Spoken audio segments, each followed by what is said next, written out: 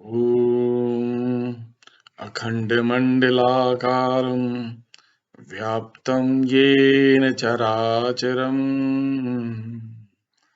तत्पदं दर्शितं येन तस्मै श्रीगुरुवे नमः। ॐ अज्ञानतिमिरान्धस्य ज्ञानाञ्जनशलाकया चक्षुरुन्मीलितं येन तस्मै श्रीगुरुवे नमः. Shalom friends. So today we will take chapter 55 of Yoga Vasishtha Maharamayan Sthiti Khand. And in this chapter is description of Kadam forest and meeting of Vasishji and Dasura. Vasishji said, "Hear me, Ram, who is delight of Raghu's race and shines like the moon in the firmament of Raghu's family." After I heard the conversation between Dasura and his son, I descended from the sky to the top of Kadam tree, which was decorated with its green leaves and beautiful fruits and flowers. Then with my spiritual body I set myself slowly and silently on the top of the tree as a light cloud descends on the summit of a mountain. I saw Dasura there, sitting like a giant by subduing the organs of his body and shining with the luster of his penance, like fire blazing with its flame. The light issuing from his body reflected purple gold on his seat and lit that spot like sunbeams emblazoned the world. Seeing me present myself before him, Dasura spread a leafy seat for me to sit down and then honored me according to the rules of ceremonial law. Then I joined with luminous Dasura to continue his discourse, which was meant for the edification of his son and salvation of mankind from the miseries of life. With Dasura's permission, I looked into the hollow of the tree and saw herds of stags grazing fearlessly about it. It was a delight as a dwelling overhung with vines, where smiling flowers shed their light and breathed their fragrance to the winds. Fan-tailed deer flapped their long, hairy, and moon-bright tails against the herb-like tree, like flimsy white clouds sweep over the sky. The tree was adorned with fringes of pearly dewdrops and arrayed all over with the flowery garb of its blossoms. Smeared with the dust of its flowers, it appeared to be anointed with sandal paste, while its reddish bark clothed it in roseate red. Decorated with flowers, the tree seemed to be standing in its bridal attire. It resembled a bridegroom embracing his twin brides. The dwellings of shrubberies all around resembled like the leafy huts of hermits, which covered with their blossoms, looked like a city flying flags in festivity. Shaken by the stags in the act of rubbing their bodies, the trees darted their flowers abundantly upon the ground. Outlying lands were as shattered as if they were broken by the horns of fighting bulls. Peacocks daubed with flowers, dust flying on the top of a nearby hill, looked evening clouds gliding over it. Here, a goddess seemed to be playing on the lawns, red flowers in her hands and smiling sweetly with blooming blossoms. She reveled with the nectarine honey of flowers and shed her beauty on all sides. The closing buds, rambling her eyelids, were lulled to sleep by the forest breeze breathing constantly with the fragrance of flowers. Clusters of flowers forming her breast were hidden under the bodies of leaves. She sat at the window of her alcove, formed by twinning creepers and vines, dressed in the purple garb of the flying powdery dust of flowers. She swung in her swinging cradle of bluish blossoms, adorned with various floral ornaments from head to foot. She moved about the flowers in the garb of a woodland goddess, looking on all sides with her azure eyes, fluttering blue bees, and singing to them with the sweet notes of the black kokila nightingales. Bees, tired with their labor of love, refreshed themselves by sipping the dewdrops dripping on the tops of flowers, taking their repast on this starch-like meal. They slept together with their mates in cells of flower cups. The bee couples living in the flower cells, giddy from sipping the honey of the flower cups, were humming their love tunes to each other. For a moment, the sage remained attentive to the murmur proceeding from the village beyond the forest.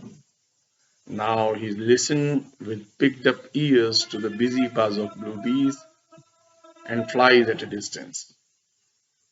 Then the sages looked down and saw moonbeams spread like a sheet of fine linen over the blades of grass on the ground below. They saw beautiful antelopes sleeping in their leafy beds on the ground below the stretching branches of shady trees, as if they were the progeny of their native forest. They saw fearless birds chirping on the branches and others sleeping confidently in their nests. They saw the ground covered with living creatures feasting on the ripe fruits that had fallen. They saw long lines of black bees lying mute on the ground like strings of beads, blackening it with their dark bodies. The forest was smelling with fragrance and the sky was covered by a cloud of flowers. The dust of kadam blossoms colored the ground with perfumed grey, and kadam fruit covered the face of the land. What more need to be said other than there was no part of the tree which was not useful to living beings? Here, deer were sleeping on fallen leaves, and there others were resting on the bare ground. Birds sat on the banks and beaches of the streams all about that lofty tree. As they were looking at the beauties of the forest in this manner, the night passed away as quickly as a night of festivity. The son of the hermit kept talking with me on my subjects and derived many useful instructions from my teaching. As we conversed with each other on different subjects, the night passed away as quickly as that of a conjugal pair. Now it began to dawn, and blushing flowers began to open their petals, while the host of stars on high disappeared from their arena of the sky. I then took my leave and was followed by the hermit and his son for some distance for their kadam tree. When I left them for my aerial course to the heavenly stream, there having performed my holy ablution, I came down under the roof of heaven and then entered the celestial region of the sages, which is situated in the midway sky. Now, I have related to you, Ram, this story of Dasura that you may learn from his example the unreality of the apparent world, which is only a shadow of the ideal one. It was for this reason that I told you what Dasura had said by way of explanation of the phenomena world as a shadow of the ideal world. Therefore, know the spirit like Dasura and imitate his example in the magnanimity of your soul. Forsake the unreal and pursue reality for your permanent delight. Rub out the dirt of desire from your mind and see the image of truth in it as in a mirror. Thus, you will attain the highest state of knowledge and be honored in all worlds as a perfect being. With this chapter 55 comes to an end, and in the next chapter 56, the paradox of the soul as passive cause, spirit and corporeality don't mix is discussed. Now, Vasishji is continuing.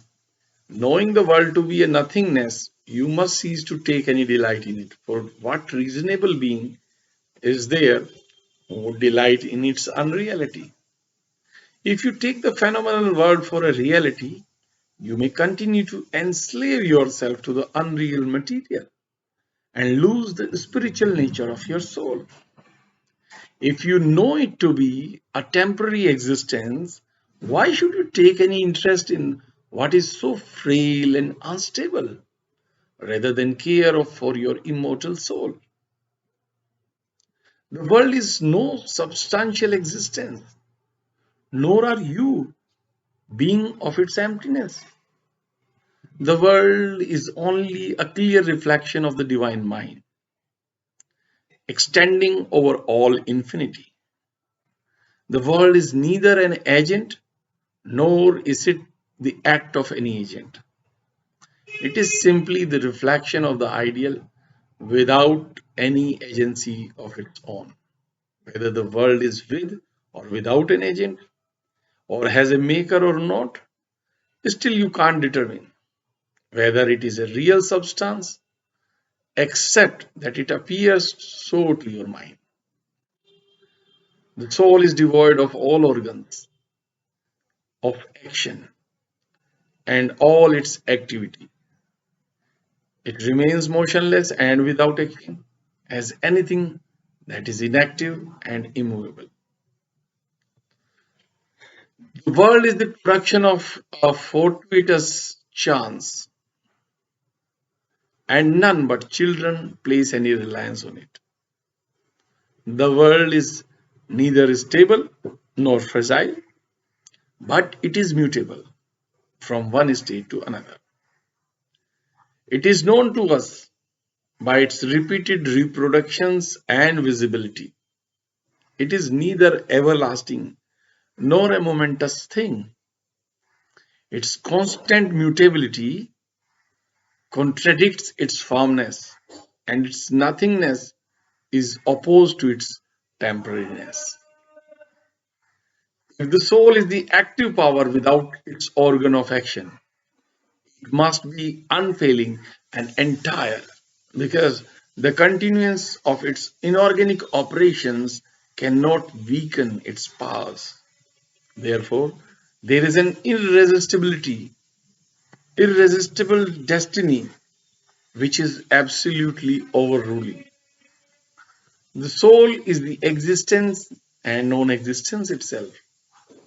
It is sedate and continuous, and all visible disturbances are only false appearances. The limit of 100 years for human life is only a very small portion of unlimited duration. Therefore, it is very astonishing that anyone should be concerned with this small portion of his existence. If we grant that worldly affairs are durable, yet still they are not deserving of your reliance. Because what faith can you rely on the union of two opposites, such as the mind and matter? And if the state of worldly things is unsteady and uncertain, I can't be deserving of your confidence. Say, can you be sorry at the dissolving of the foam and froth of a milk or what? Then why should you lament at the loss of the perishable? No strong armed ram, that reliance on the world is the fitter of the soil to it, fitter of the soil of it, fitter, fatter of the soul to it. It doesn't behoove anybody to join the perishable and imperishable together like water and its froth. Although the soul is the agent of all action, yet it remains as no agent at all. It is unconnected with its actions as the lamp with its light, doing all it does nothing, like the sun directing the business of the day without doing anything by itself. It moves like the sun without moving from its place, but retains its station in its own orbit. There is some hidden cause guiding the course of the world other than the soul and body, just as there is an unknown cause of the course of the Aruna river in spite of its being blocked by stones. When you have known this for certain by your own proficiency, O Ram, and when you have well ascertained this truth by its clearest evidence, you ought no more place any reliance on material things, which are as false as an ambient flame or a vision in a dream, or as any falsehood whatever. As a stranger is not to be taken into your friendship on his first appearance, so you must never trust or rely on anything of this world through your ignorance. Never place your reliance on anything of this world. With the fond desire of an overheated man looking towards the moon, or a cold stricken man towards the sun, or a parched man towards water in a mirage. Look upon this ideal world as you look upon a creature of your conception, a vision in your dream, an apparition, or the appearance of the two moon in the sky by your visual deception. Shun your reliance on the fair creation of your imagination, and without minding what you are, conduct yourself cheerfully in your sphere. Shun your desires and the thoughts of your agency, even when you are doing anything at all. It is a general law that the proximity of the cause causes the act, even without the will of the actor. Just as the presence of a lamp enlightens the room without the will of the lamp. Look at the kurchi tree blooming and blossoming under the influence of a heavy cloud and not of its own accord. So it is destined for the three worlds to appear to sight under the influence of the Supreme Being. As the appearance of the sun in the sky employs all beings to their daily duties without his will or command. So the omnipresence of God causes the actions of all beings of their own spontaneity and without his will, act, or fiat. And as a bright gem reflects its light without any will on its own part, so the mere existence of God causes the existence of the all worlds.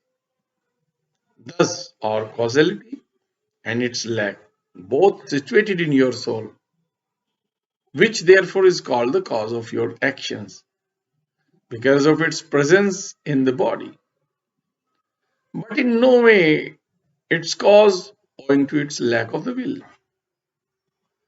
The entity of the soul being beyond the perception of sense, it is neither the agent nor recipient of any action, but being confined in the conscious body, it is thought to be both an active and passive agent. Thus, the properties of both causality and its lack reside in the soul. You may take it in any light you want for your purpose and rest content with your belief. But firmly believing yourself to be situated in the body, doing actions without thinking of yourself as their author, will save you from the guilt of all your acts. The man who doesn't employ his mind to his actions becomes indifferent to the world. He is free from the world who is concerned that he is no agent of his action, who is certain that he is no agent of his actions.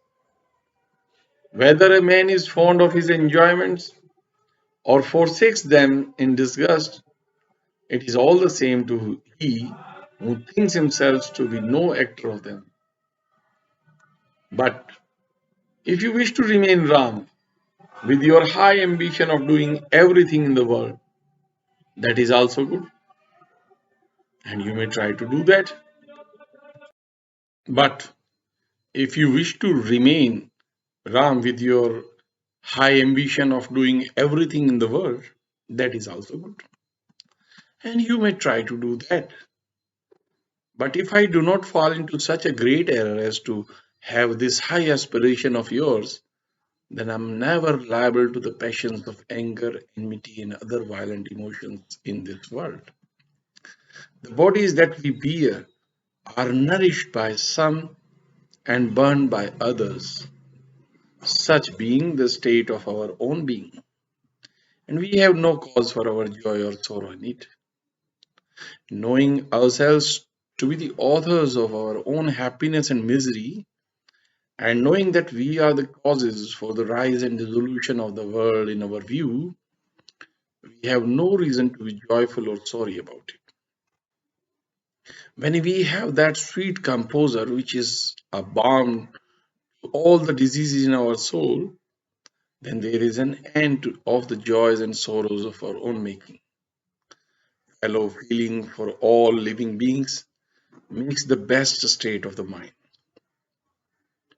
The soul that is so disposed is not subject to reincarnation. Ram, make this the best lesson for your conduct in life, that with all your activities you continue to think yourself as no actor at all. Remain quiet and steady as you are by resigning all things to themselves. Never think that it is you who does or undoes anything. But if you look to the different ways in which you do one thing or the other, then you can have no rest or quiet, but must run in the way that leads to the trap of perpetual struggle and misery. The belief of a man's corporeality, that he is a destructible body and not a spiritual being, is only a badge of thorns to him. Therefore, it must be avoided by all means in order to evade the danger of his imminent destruction. Corporeality is to be shunned as a hellhound feeding on dog meat.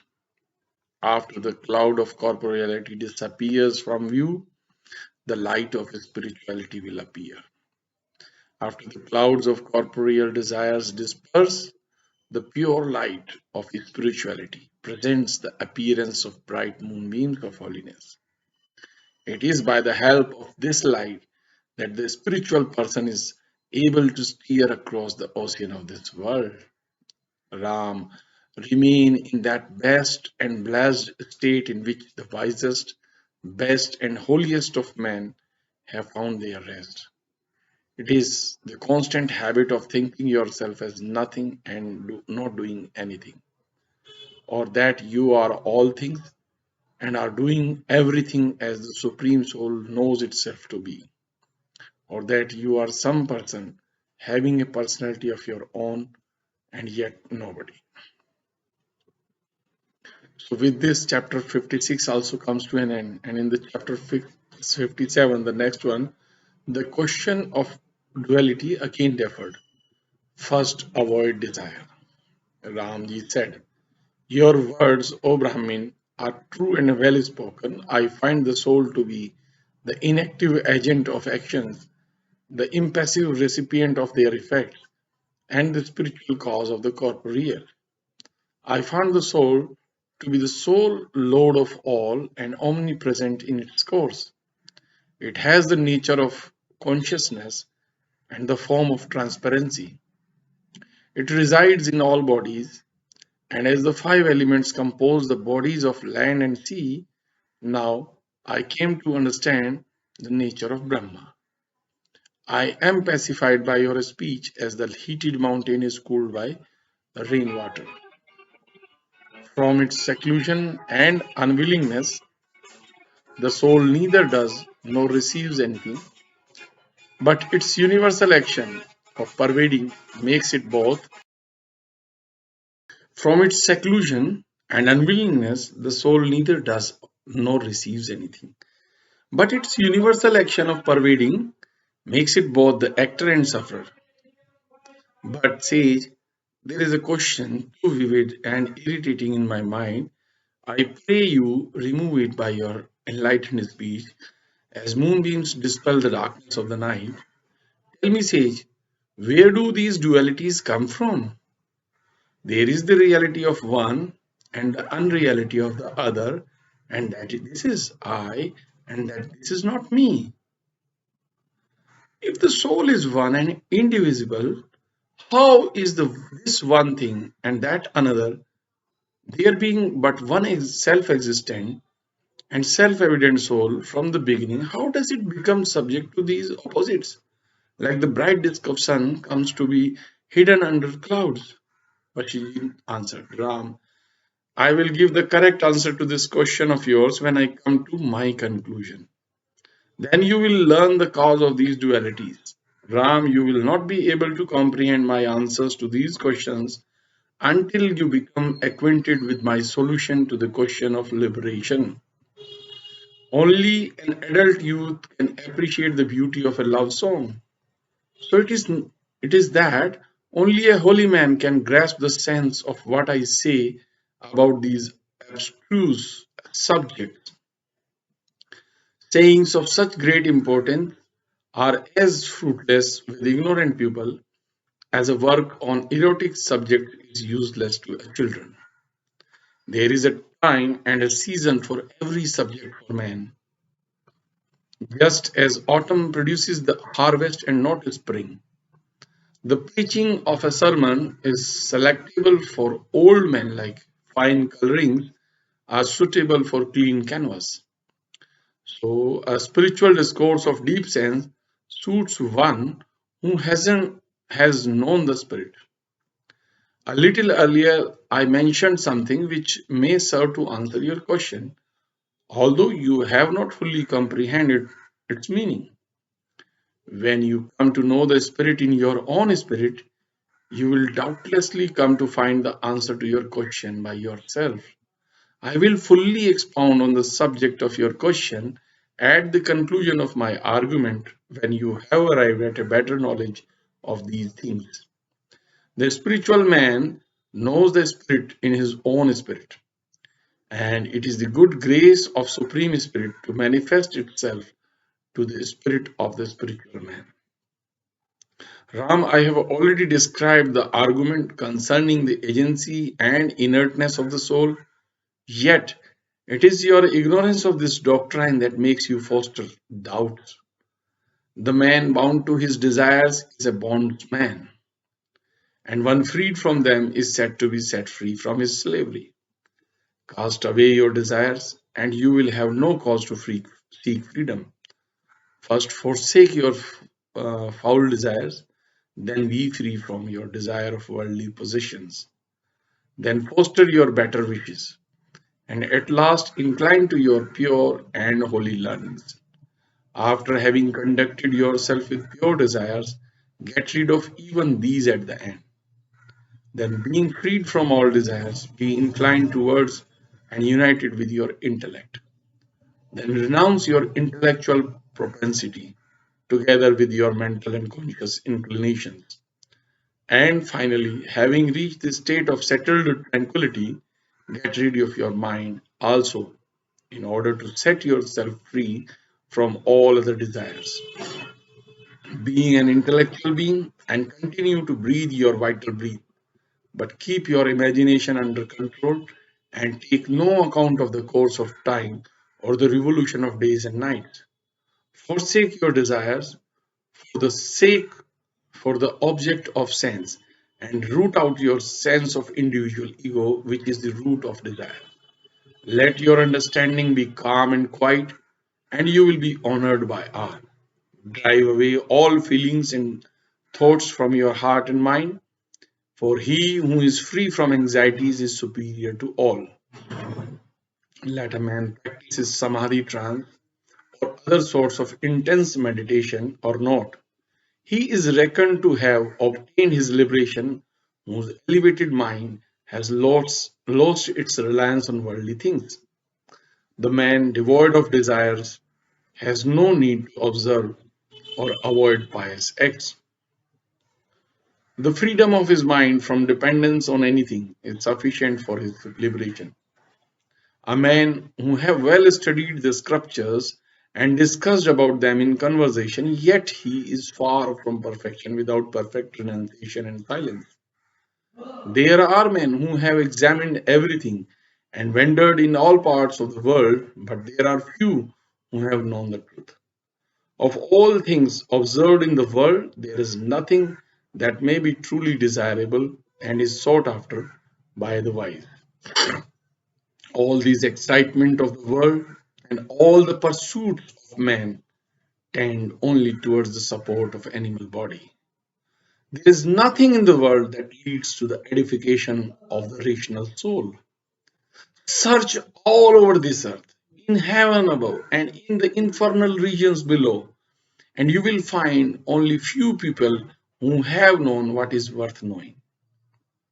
It is rare to find a wise man whose mind is devoid of its firm reliance on the vanities of the world, whose mind is freed from its desire or disgust of something or another as agreeable or disagreeable.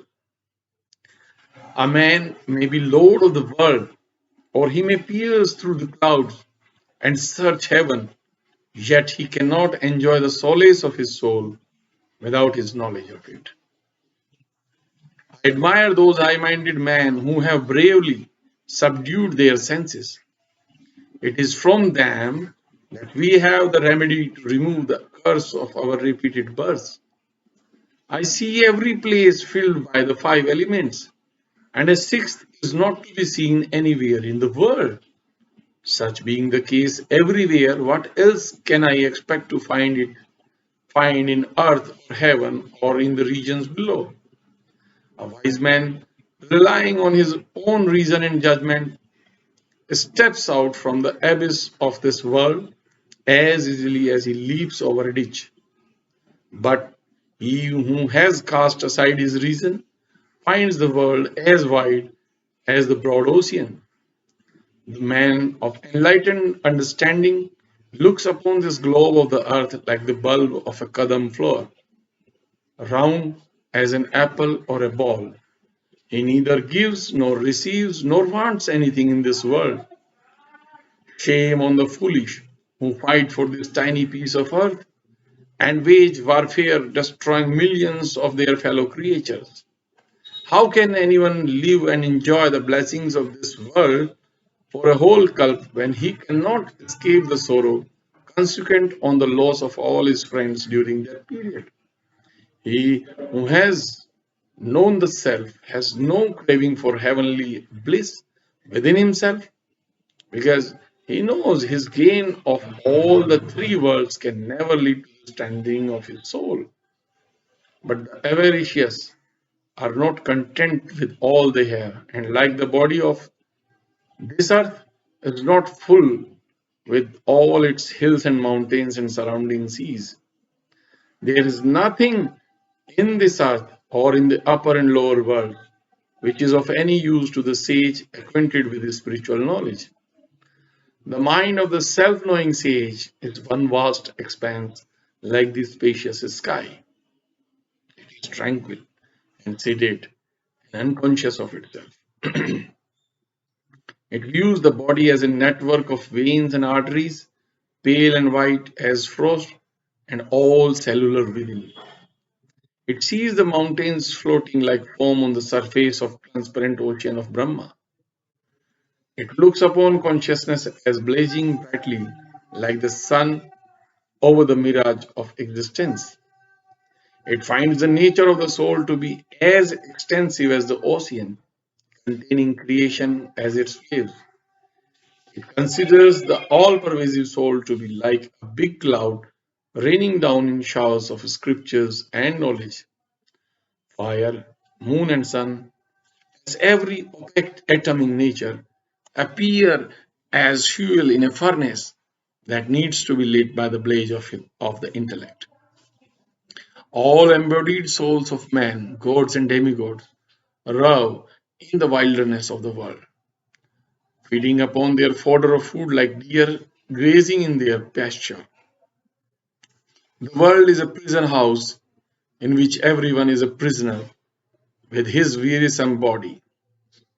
The bones are the latches of this dungeon, the head its roof, the skin its leather, and the blood and flesh of the body are like the drink and food of the imprisoned. Men are like dolls covered with skin for the amusement of children. They are continually wandering in quest of food, like cattle running toward their pasture grounds. But the high minded man is not of this kind. He is not moved by worldly temptations, just as a mountain is not shaken by a gentle breeze. The truly great and wise man rests in that highest state of eminence in which the stations of the sun and moon are seen as the lower regions. It is by the light of the Supreme Spirit that all the worlds are lit and the minds of all are enlightened. But the ignorant are immersed in the ocean of ignorance and nourish only their bodies in disregard of their souls. No worldly good can allure the heart of the wise who have tasted the vanity of temporal things. No earthly evil can obscure their souls, which are as bright as the clear sky, which know with no cloud which can darken it. No worldly pleasure can gladden the soul of the wise man, just as the dance of monkeys can give no joy to the heart of Shiva, delights in the dancing of Parvati. No earthly delight can have its seat in the heart of the wise, as sunlight is never reflected in a gem hidden under a bushel. The material world appears to be a solid rock to the unmoved ignorant, but it seems like a fleeting wave to the wise. The ignorant take great pleasure in the transitory enjoyments of the world, but the wise take them to no account as a swan despises to look upon the moss of a lake. With this chapter 57 also comes to an end, and we rest our today's session here itself. We'll again meet tomorrow by the grace of Lord Ram. Until then, Shivoham, friends.